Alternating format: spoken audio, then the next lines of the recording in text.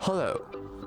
Today I will show you how to manage USB logical unit number setting on SONY ZV-1 II.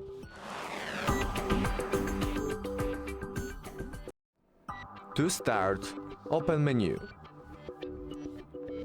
Then click on Setup icon and scroll down to USB.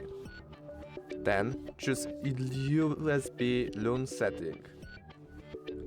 Then you can choose multi or single.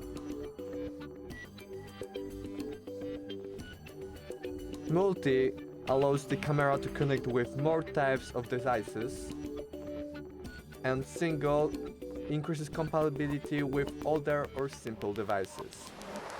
That's all. Thank you for watching. Make sure to subscribe.